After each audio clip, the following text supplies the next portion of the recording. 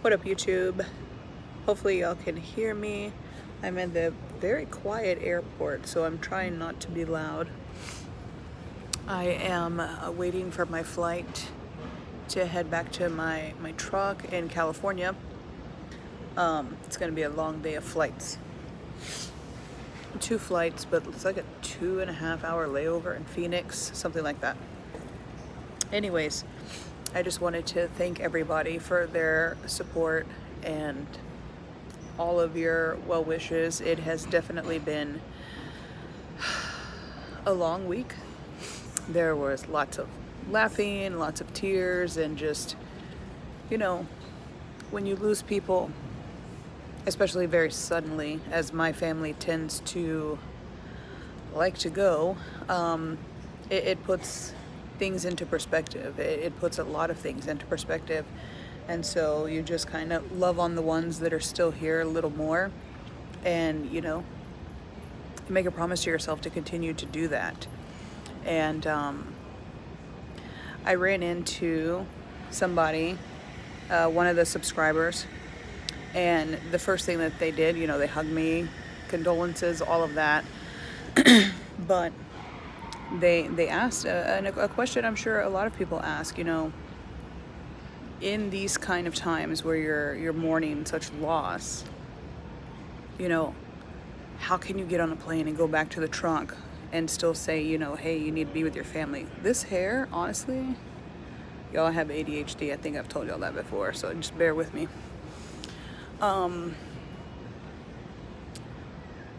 This truck driving venture for me, I don't plan on retiring from truck driving. I came out here not to make money. I know that sounds really stupid. I'd be lying if I said the money didn't suck or didn't help my situation, but I came out here to make money, let me rephrase. I came out here not to make money for my family because I had to, but because I'm raising capital for a business venture. So, did I come out here for the money? Technically, yes. Do I have to be out here? No, I don't. My husband has a very good job. I am very blessed in that, I don't have to work if I don't want to. But I've never been one to really like to be home or sit still. And when you've been through the health issues that I've been through, and being forced to be put on bed rest for months out of the year and being hospitalized, drastic changes need to be made. And it's a small sacrifice for a small amount of time. I have a 5-year plan, and so far I am ahead of that 5-year plan, so I'm doing good. And my kids are understanding. I don't think I would have done this if they were smaller, but they're in high school and junior high. They have their own lives, they have their own things. Yes, they still would benefit from having me home, but there's just some things in life that you just got to do. And this is just one of those things. So, yes, my family dies at a rapid rate. I come from a very large family, and we are very, very close. Any Hispanics out here watching this, y'all already know how the family thing goes. But it just so happens that the people that I've lost just since 2017 have been immediate family members. So it's harder than saying, oh, my great Uncle Joe or my great great grandma or whatever the case may be. It's a little bit more intimate than that. So that is where I'm at. Does my body want to transition into this lifestyle and get back into work? I can't answer that question right now. I know that this morning my alarm went off at 6, and I was like, no, I haven't woke up for the day before 8 o'clock the whole week I've been off. Even the day of the funeral, I was sleeping in. I was with my family, sleeping in. Like, when you're not at work on the truck, and when you lay your head on your pillow at night and you don't have to think about what time you got to get up to shit, shower, shave, pre-trip, if you need to get fuel, if you need to do laundry, you need to, all these things you have to do whenever you go to bed at night. and you're in the sleeper. I don't know about anyone else, but what I go through, especially having ADHD, is I literally start going through the next day in my head. You have to continuously plan these things. So it makes it hard to just put your head on the pillow and go to sleep, which is why I take sleeping aids.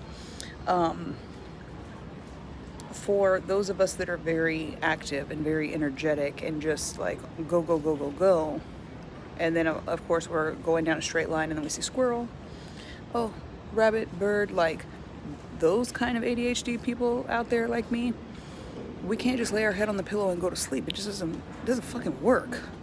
So I will say that being home for a week, I came home last Wednesday and today is Wednesday. So, and I'll get to another question. Somebody asked, how am I going to get paid this week? It's very simple. I'm not.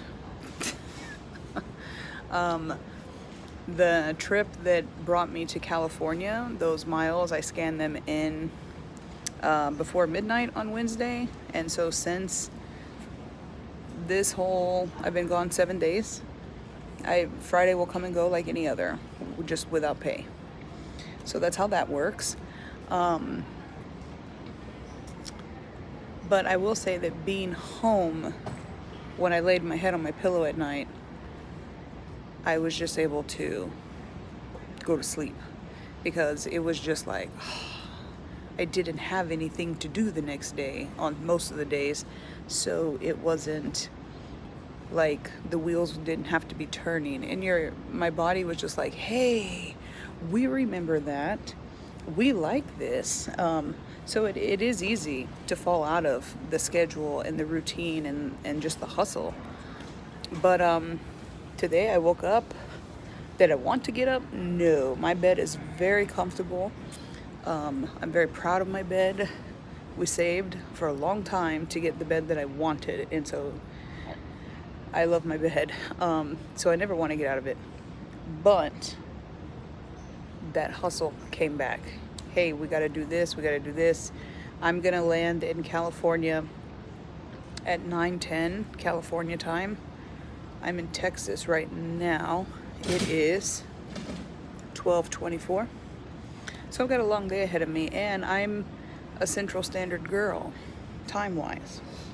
So I'm going to be even more tired because when I get to California, in my mind, it's going to be like 11 p.m. I have not received my load yet because my PTA is not until midnight tonight. So I'm just hoping it's not like, hey, go pick this shit up at like 2 o'clock in the morning, because I'm going to be tired. So I will definitely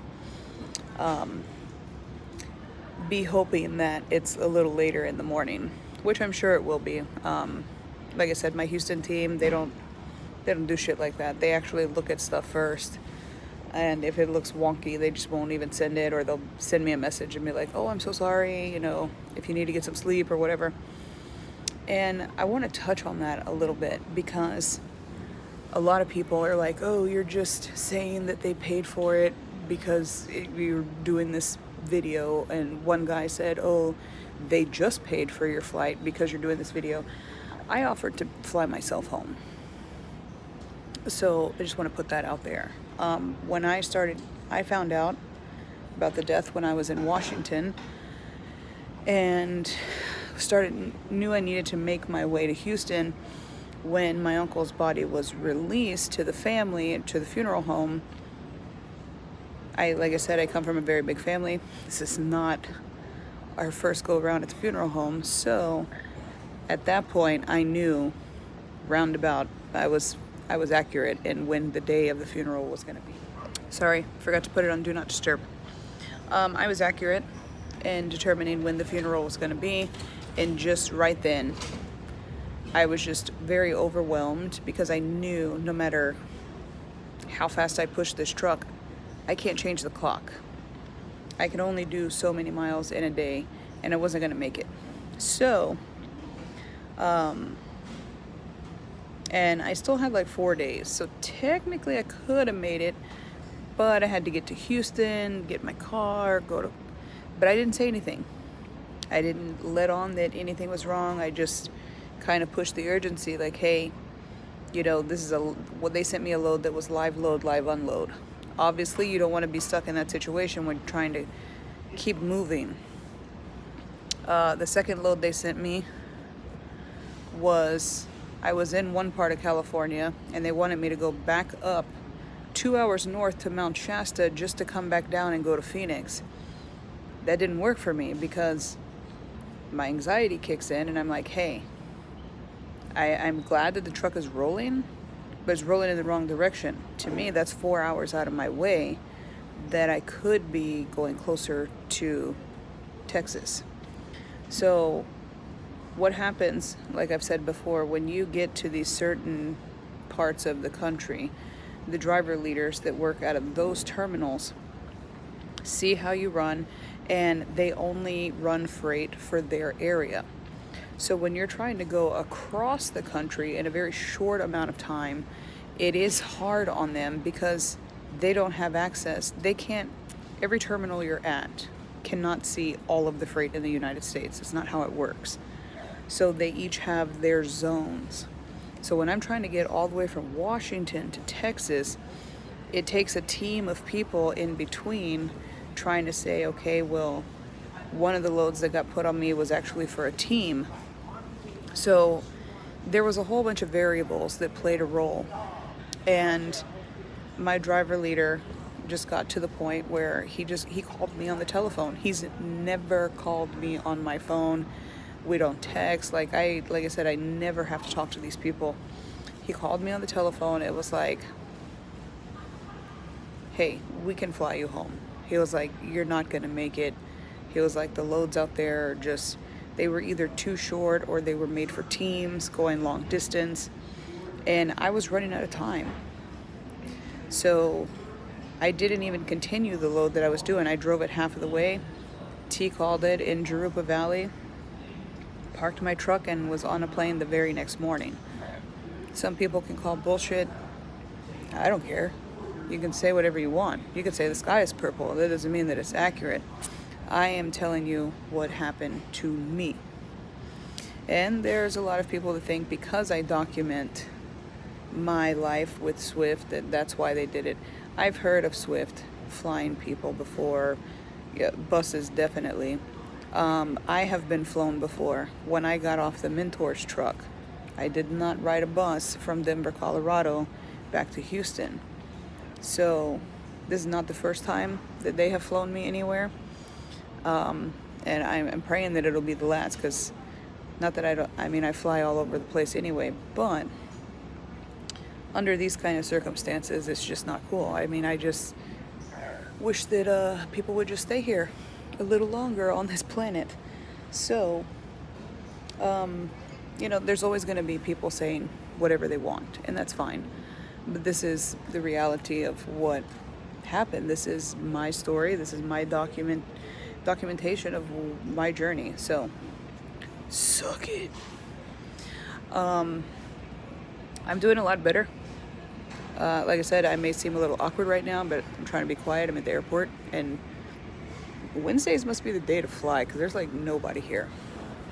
But the people that are here, I don't want to be screaming. I have a very loud voice and it carries. So I think I've answered all the questions. I know I haven't answered everybody's question, but I don't have my notebook in front of me. But I tried to do a live from here and it won't let me, not enough signal. So hopefully y'all get this, and I will try to go live when I get back to my truck and get situated. I got to go to the store, clean out my refrigerator, do a whole bunch of stuff before I start rolling again. But I'm ready to start burning more fuel and get out there and do what I got to do. And I'm very appreciative for all of you. Y'all make my day pretty fun, believe it or not. Like when something's going wrong or something wonky is happening, I'm like, oh, I can't wait to share this with all of you. So it's something that I look forward to doing now. Whenever I've met some of you, y'all are just like, man, I'm with the Mentor, and I don't understand how you have time to make these videos. let's get one thing straight. I don't have time to make videos. Especially when you're solo, you don't have that backup part, that team partner. I don't have time to be doing this. I don't. So I am either at a shipper or at a receiver, and I just find random times to just hop on, say what I gotta say, and keep it moving. Or right before I do my post trip, because once I get out and start moving around, I'm done. I shower, I eat, I talk to my kids, I talk to my husband, and then I go to bed. So a lot of y'all have said, oh, turn your phone this way. That one I've gotten used to, although right now I'm at the airport and I don't have anything to rest my arms on, so you're just gonna have to deal with this for right now.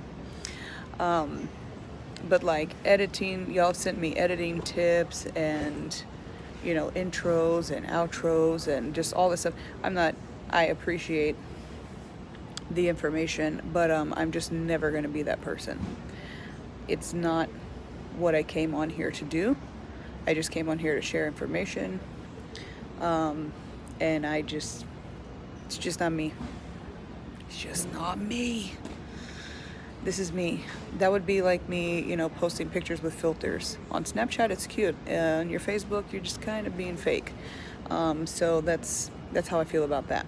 So thank you for all of the information. But I'm gonna pass. We're gonna keep meeting like this, mano y mano. And we'll just keep it moving. So again, thank you from the bottom of my heart. I love each and every one of you, honestly, and I am getting a kick out of meeting y'all. And I love the ones that say, oh my God, you talk just the same in person. I don't know how else to speak. So what you see is what you get. So keep stopping by. Don't be afraid to wave, hug. Let me know if you're gonna come in for a hug first, because I might just think you're fucking weird. But I'm enjoying hearing your stories and hearing your journeys, and let's keep it moving. So I'll see y'all in California. Peace.